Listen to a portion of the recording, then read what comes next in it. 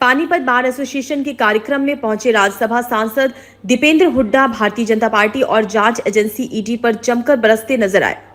जांच agency ED पर कटाक्ष करते हुए दीपेंद्र सिंह हुड्डा ने कहा कि जैसे पाकिस्तान से टिड्डी आती है वैसे चुनाव से पहले ईडी आती है। दीपेंद्र सिंह हुड्डा ने ईडी को अपने लिए शुभ मानते क्योंकि जहां पर भी ईडी जाती है वहां पर कांग्रेस की सरकार बनती है। साथ ही दीपेंद्र सिंह हुड्डा ने दावा किया कि 4 राज्यों में कांग्रेस की सरकार होगी, जिसमें तेलंगाना, छत्तीसगढ़, मध्य प्रदेश और राजस्थान में भी कांग्रेस सरकार बनेगी। दीपेंद्र सिंह हुड्डा ने भाजपा पार्टी पर बरसते कहा कि भाजपा में जाते सभी नेताओं के पाप धुल जाते हैं, जिनमें उन्होंने जेपी के वरिष्ठ नेता की तरफ इशारा किया और साथ ही कुलदीप बिश्नोई का भी जिक्र किया। आपने ईडी का जिक्र किया सर, तमाम राज्यों में ईडी, आपने ईडी सरकार के भारतीय जनता पार्टी सत्तारूढ़ दल की जो कार्यशैली पूरे देश में चल रही है, पूरे देश में जो भी विपक्ष की प्रखर आवाज़ किसी भी प्रदेश, किसी राज्य में है, किसी भी पार्टी में हो, जो भाजपा के विपक्ष में है, उस आवाज़ को दबाने के लिए, कुचलने के लिए सरकारी एजेंसीज का खुद के दुरुपयोग किया जा रहा है। ये कोई नई, इसमें कोई आश्चर्यजनक बात नहीं है। सोनिया जी से, राहुल जी से लेकर खड़गे जी तक, अशोक गहलोत जी से लेकर भूपेश बघेल तक, कमलनाथ जी से लेकर हुड्डा साहब तक, और अन्य पार्टियों में भी जो हमारे इंडिया अलायंस की पार्टनर है, चाहे आम आदमी पार्टी की नेता हो, चाहे किसी और पार्टी नेता हो, केवल विपक्ष को लिया जा रहा है। देश के लोकतंत्र के हक में बात नहीं हो सकती। और जो नेता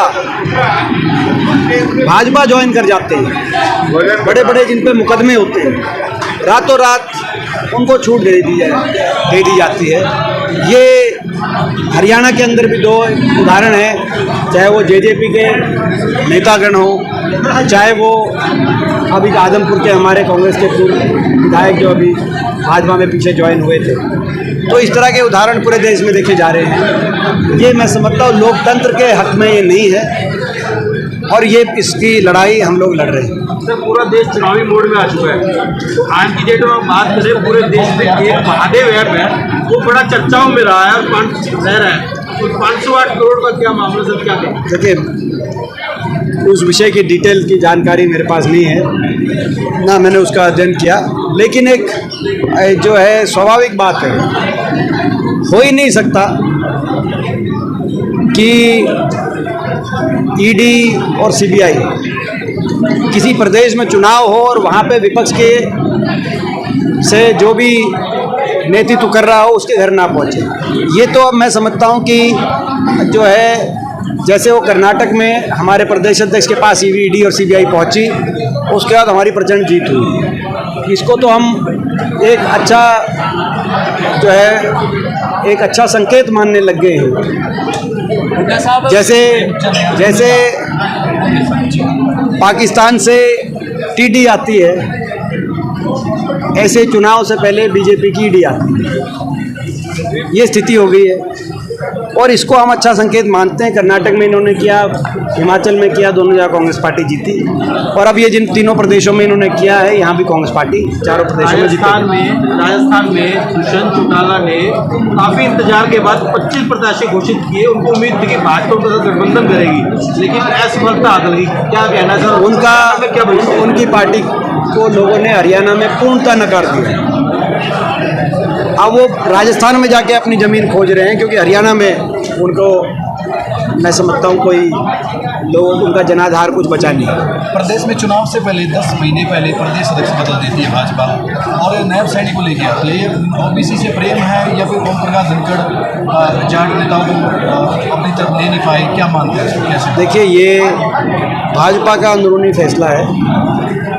हम उनको अधिकार, किसी राष्ट्रीय पार्टी है, हमारी भी पार्टी है, सब हर पार्टियों को अपने अंदरूनी संगठन को लेकर फैसले करने का अधिकार है। हम बीजेपी तो है नहीं कि 9-10 साल के बाद भी अपना कोई कार्य बताएंगे नहीं, केवल ये कहेंगे कांग्रेस के संगठन में ये कमी है, कांग्रेस के संगठन में ये कमी है। हम कोई बीजेपी संगठन में उनका अधिकार है, वो जिसको, हाँ ये मैं ज़रूर कह सकता हूँ, वो किसी को बनाएं, किसी को हटाएं, जनता ने हरियाणा की सत्ता से उनको हटाने का मन बना लिया है और संगठनात्मक फैसलों से अब कोई उनका बचाव नहीं हो सकता। सर, हुड्डा साहब द्वारा 4 डिप्टी सीएम बनाने की बात की गई है, इसको लेकर भाजपा नेता अपनी व्यंग्यात्मक टिप्पणी भी कर रहे हैं, तो क्या इस पर कायम रहेंगे? देखिए, ये बात 2019 के चुनाव से पहले, उस चुनाव से पहले जो चुनाव की संगनाथ रैली हुई थी, हुड्डा साहब ने बात वहाँ कही थी और हुड्डा साहब अपनी बात के धनी व्यक्ति हैं, वो अपनी बात पे कायम हैं।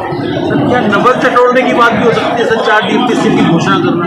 देखिए, मैंने जैसे कहा कि ये बात हुड्डा साहब ने 2019 के विधानसभा चुनाव से पहले, ये कोई नई बात नहीं कही गई है। 2019 के चुनाव से पहले रोहतक में जो शंखनाद रैली हुई थी कांग्रेस की, उसमें हुड्डा साहब ने बात कही थी। सितंबर 2019 20 सितंबर 2019 और लाखों लोगों के बीच में वो बात कही गई थी और हुड्डा साहब अपनी बात के धनी व्यक्ति हैं, वो अपनी बात पे कायम रहते हैं। विपक्षी दलों का गठबंधन बना हुआ है इंडिया। आम आदमी पार्टी लोकसभा चुनाव में दावा कर रही है कि 5 सीटों पर चुनाव लड़ेगी, तो ऐसे में क्या कांग्रेस पार्टी, क्योंकि सुशील गुप्ता का जो हाल ही में बयान आया उसमें कह रहे हैं कि कांग्रेस आम आदमी पार्टी की पकड़ है, तो क्या कांग्रेस ऐसे में 5 सीटों पर समझौता करेगी?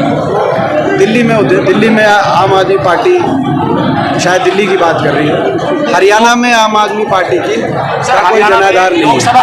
हरियाणा में कांग्रेस संगठन बनने की जो है वो काफी टाइम से बात चल रही है, लेकिन बन नहीं पा रहा है, क्या करें?